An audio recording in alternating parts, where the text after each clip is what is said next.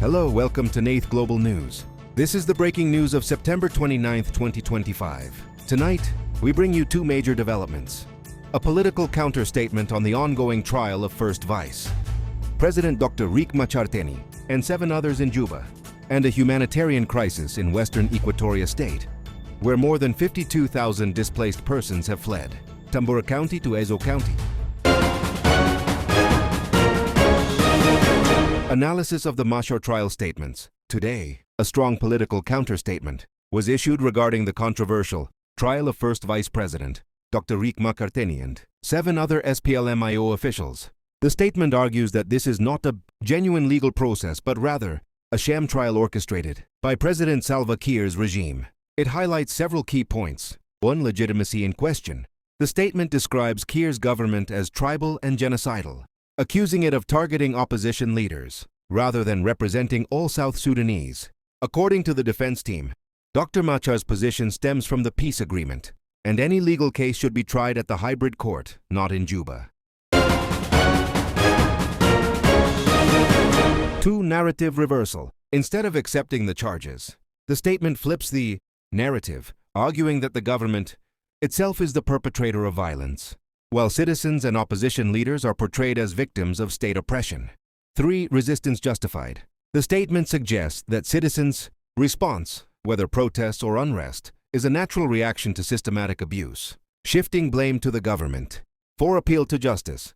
Finally, it argues that the trial undermines fairness, as laws in South Sudan are applied along tribal lines. In closing, the statement frames the trial not as a pursuit of justice, but as a political theater aimed at silencing opposition voices.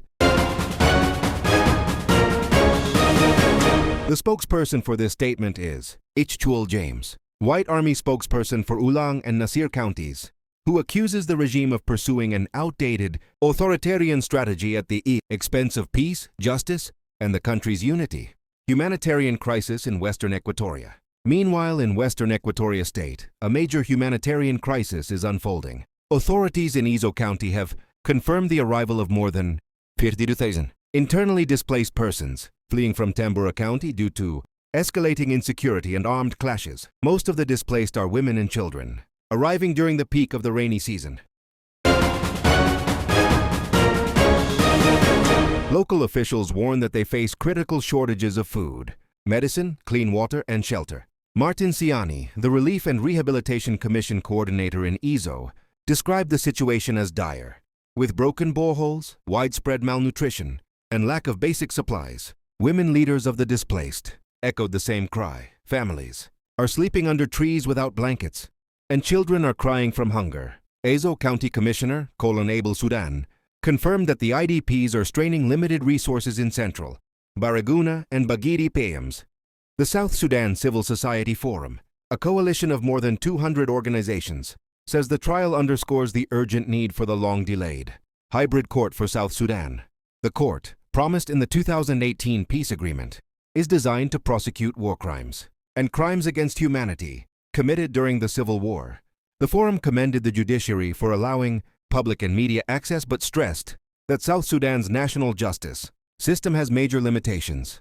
The establishment of the hybrid court is both a legal obligation and a moral imperative.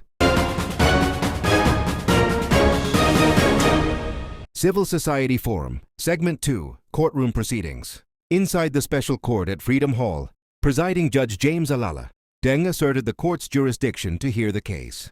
He dismissed defense objections, ruling that this special tribunal operates under national law, while the hybrid court would address international crimes like genocide and crimes against humanity. The defense had argued that Machar enjoys immunity under the peace deal, and that only the hybrid court has the mandate to hear such cases. Judge Alala also ordered 2 defense lawyers removed from the case until they renew their licenses, a move the defense described as politically motivated. Segment 3, Prosecution versus Defense. In its opening statement, the prosecution alleged that the March Nasir incident, which killed more than 200 people, was a planned, funded, and coordinated military operation led by SPLM-IO commanders and financiers. But Machar's lead lawyer, Gary Raimondo, countered with a strong warning against politicizing the trial. A prosecutor represents the people of South Sudan, not a faction, not a government, and certainly not vengeance. Jerry Raimondo, lead defense lawyer. Raimondo emphasized that prosecutors are ministers of justice, whose duty is not simply to convict, but to ensure all evidence is fair, reliable, and legally obtained. Segment 4, What's Next? The trial has been adjourned until Wednesday, giving the prosecution time to prepare its witnesses. Civil society warns that without the hybrid court, South Sudan risks turning justice into a political weapon, further dividing the nation. The case continues under intense national and international scrutiny, as South Sudanese await to see whether this trial delivers justice or deepens the crisis. Civil society groups are demanding the urgent establishment of the hybrid court for South Sudan.